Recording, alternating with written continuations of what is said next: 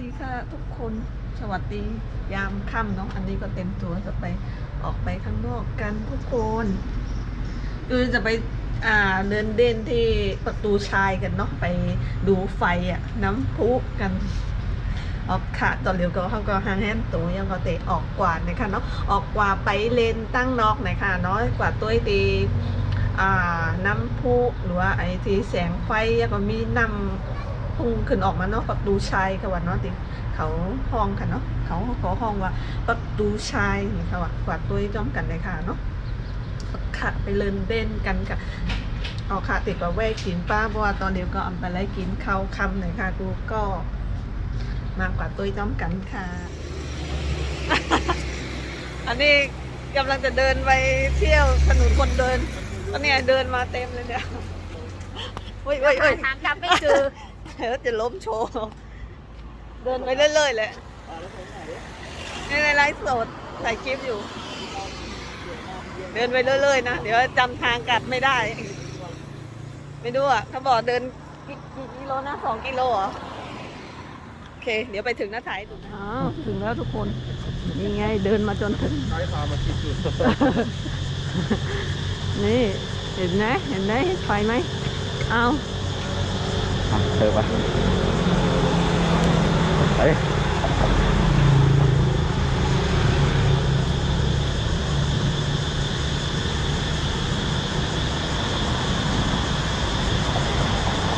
ไม่มีใครตามมาเลยเดินข้างในนี่คืออะไรครับนี่ประตูชายสวยที่สุดก็ไม่ใช่ไหมประตูชัยนะก็ประมาณเหมือนประมาณมันจะมีสนามสวนสาธารณะเหมือนแบบว่าไอสนามหลวงบ้านเราเนาะสนามหลวงในกรุงเทพอะหรือว่ามีไฟเหรอนี่จะมีไฟแล้วก็มีน้ำพุระวังตกท่อนะระวังตกท่อนะถ่ายรูปกันไปดูบรรยากาศประตูชัยยามค่ำคืนค่ะก็นั่นก็เป็นประตูชัยนี่ค่ะเนาะเขาก็จะมาไปเล่นหรือว่ามาถ่ายรูปเล่นเจ้าแน่ค่ะเนาะตั้งงานมาค่ะกำลังเขาเตะออนเขากับตัวตั้งคุณรถใต้แก้มเลยค่ะเนาะรถมาวิ่งแล้ว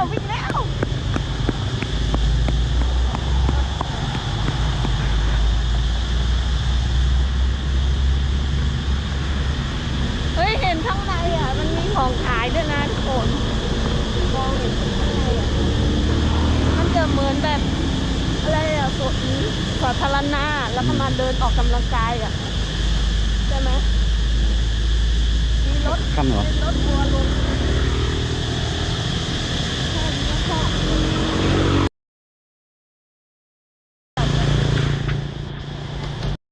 นี่ทุกคนอันนี้ก็จะเป็นป้ายเนาะใส่สวมเนาะโซนเนาะอ่านไม่ค่อยได้โซนประตูชายอย่างนี้เหรอน่าจะใช่แหละประตูชัยนี่ไงประมาณโหเข้ามาแล้วคนเต็มเลยคนไม่ใช่เต็มคนเยอะคนเยอะเลยนี่เขาก็มาเดินเล่นกันมาถ่ายรูปเล่นกันทุกคนแต่วันนี้ไม่เห็นมีน้ำพุเลยคนเยอะมากมาเจอที่สวยๆเราก็จะอดทนได้ไงต้องไปถ่ายรูปกันแล้วไปถ่ายรูปกันนี่ได้มาทำอะไรหรอมาถ่ายรูปเฉยๆสวยมากเลยนะอันนี้ก็บรรยากาศที่ลาวทุกคนคนที่นี่ก็เห็นไหมก็เกิดมาเดินเล่นถ่ายรูปเล่นมาออกกำลังกายมากมา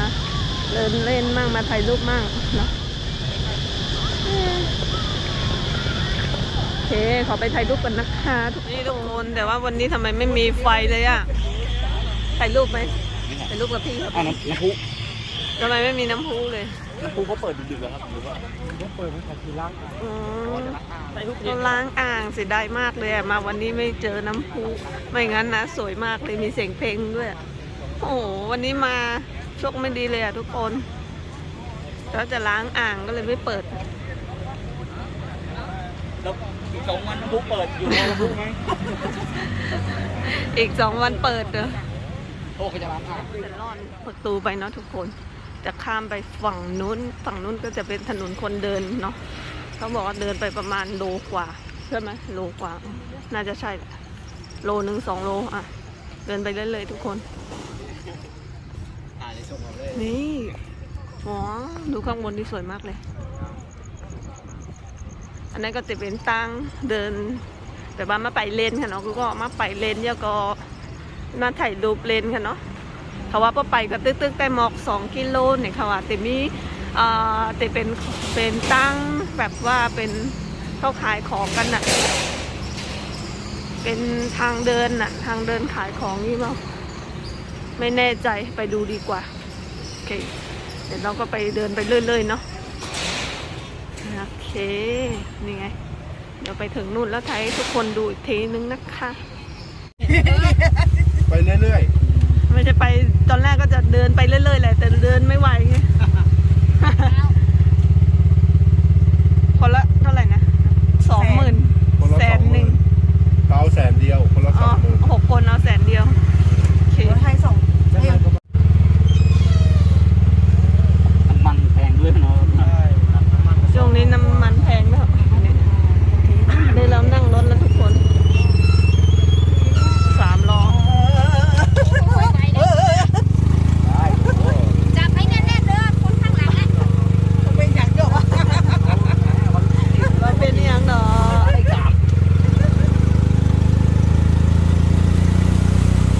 ดูลามากเลยอะอันนี้เขาก็กำลังจะสร้างใหม่เลยอะทุกคนดูดิเนี่ยป้ายไว้ทำป้ายไว้อะเมืองลาวก็พัฒนาขึ้นเยอะมากแล้ว ไป อะ เร็ว อ้าวอ้าว เขามีกฎข่าว บ้านนอกเข้าเมืองอะรอจนมืดอะไม่เขียวสักที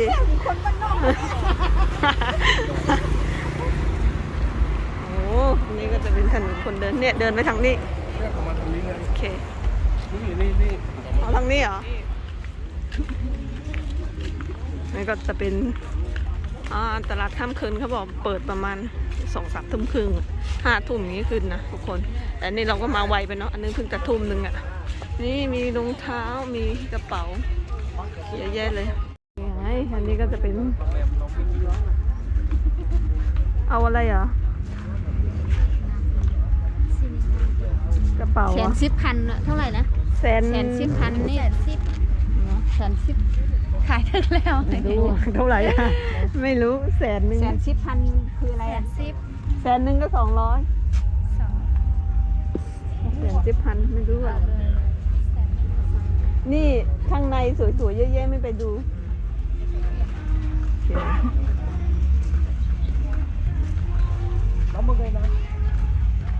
๋ยวเราไปดูกันเลยทุกคนโอ้ยตกใจ ขออนุญาตประชาสัมพันธ์แจ้งถึงบรรดาสาวข้าสาวขายเอาโดยเฉพาะผู้ที่ยังข้างสำหรับสาวสถานที่ประจำเดือน 10,000 กิบ สาม 100 พัน อ่ะ 2023นี่ 100 ก็ ถือว่าแจ้งให้บรรดาผู้ที่ อั ยั น ง นี้ ข้าง 10,000 กิบ ให้เป็นสำหรับให้ถูกมือถูกเวลาที่ทั้งอง อ๋อ ค์การคุ้มครอง 10,000 ส่วนเจ้าดวงที่ผมกำหนดไว้ให้ กิบ ได้ก็ให้จ่ายวันที่ซาวเด็ดขาดเลยเนาะ 50 บาท ถูกหลอกแรงงานได้คือดังที่ผ่านมาจุดพนักงาน มีเสื้อผ้าทั้งนั้นเลยทุกคนเดี๋ยวเราเดินไปดูเนาะอาจจะมีของกินก็ได้ กับบรรดาเจ้าค้าขายท่านรองบทวงบนทันจะให้เจ๊ให้โบกท่านองค์การเพื่อนสองอันนี้ ได้จะเดินไปเรื่อยๆไง เดี๋ยวเขาจะไปดูกางเกงก่อน ไม่มาอีกเหรอไม่สุนทรก็จะมีเขาก็อยู่ไว้ในกาดกลางคำเนี่ยค่ะเนาะกาดกลางคืนที่เมืองลาวเนี่ยค่ะก็ตัวดูกดน้ำว่ากดน้ำของขายก็มีน้ำนั่นนะคะเนาะเซอร์โคเจอในตัวดูแคปตินเจอในก็มีเนี่ยค่ะเนาะเซอร์นั่นก็20,000-30,000 กิบเนี่ยค่ะเนาะก็ตก20,000เนี่ยก็มอก40 บาทเงินไทยค่ะค่ะเขาก็ติดกับตัวเรื่อยๆค่ะเนาะตาคุณก็ติดเป็นของกินใช่อยู่ทั้งหมดแต่ว่าเจอได้เป็นเซอร์โคค่ะทุกคนกว้างมากเลยอ่ะอันนี้ก็เขาตีขายกลางคืนเลยค่ะเนาะตอนยิ่งหมด 4-5 ทุ่มจะแน่ค่ะวะอันนี้ก็เจอทุ่มไหมคะเนาะก็ก้นบกันได้เพราะเหมือนจะมา3 ทุ่ม 4 ทุ่มได้แต่มีก้นนำในค่ะอยู่เนาะนี่ข้างบนนี่จะเป็นทางเดินน่ะดูดิยาวมากเลยแต่ว่าข้างนี่จะเป็นคลองหรืออะไร20,050เองแต่ว่าไอ้เนี่ยที่เนี่ยมันขาดอ่ะก็เลยไม่เอาได้อะไรมาเอาแล้วใส่อันใหม่เลยเหรอ ก็มันเจ็บเท้าอะ เท่าไหร่ รวมกัน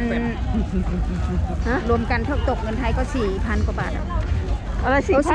400กว่าบาท ซื้อรองเท้า400 4,000กว่าบาท โอ้ตกใจนึกว่าซื้อรองเท้าอะไร มัน 4,000 230,000เนี่ย ทำไมชอบสีดำจังเลยอะไม่เอาเหรอเสื้อยืดอะไปดูดิ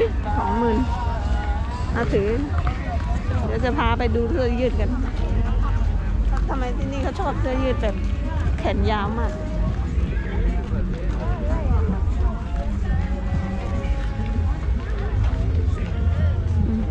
งามไง เสื้อยืดมีใส่สบายหน่อย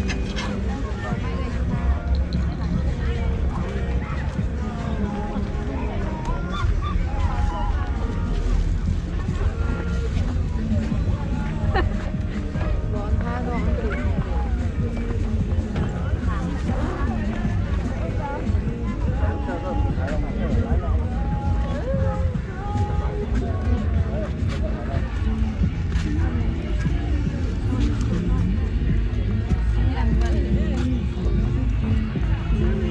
ใหญ่มากเขาทำกินแบบนี้ไงมันลอกง่ายใส่แป๊บเดียวก็ลอกแล้วเฮ้ยอันนี้ไก่ทอดตัวนี้เก็บ30,000ก็น่าจะ60อ่ะนี่อันนี้ก็20,000แต่ถ้ามองอย่างนี้ไอ้แบบสวยมากเลยพี่แจ๊คของเด็กอันนี้กางเกงก็มีนะกะว่าจะซื้อกางเกงสักตัวหนึงโอ้ของเยอะมากเลยอะแสดงว่ามียาวไปถึงนู่นเลย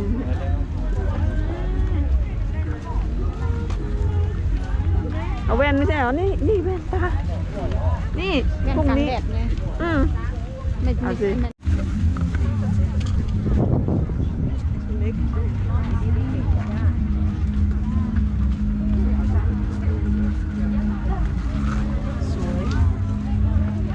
สวยมากๆเสื้อนี่ชอบมากเลย อืม อันนี้ก็ใหญ่กางเกงไข่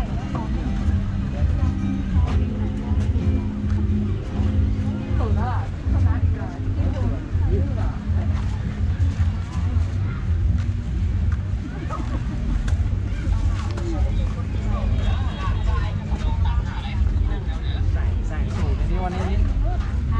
ใส่สูท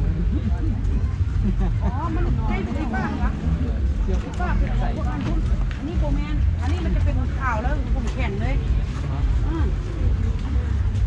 ไอ้พวกนี้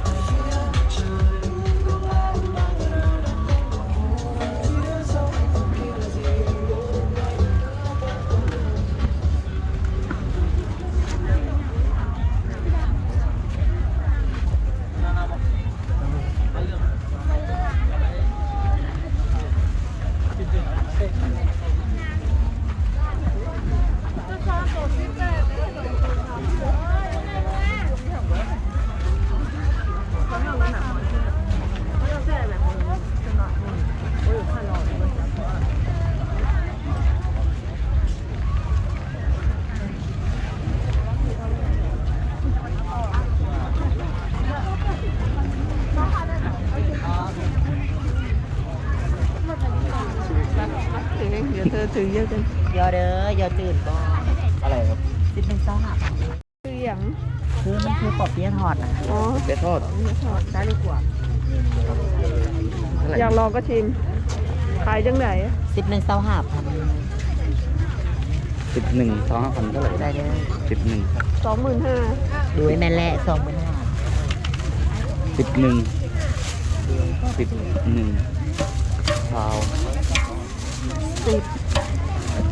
10 งงเลยเนี่ยครับ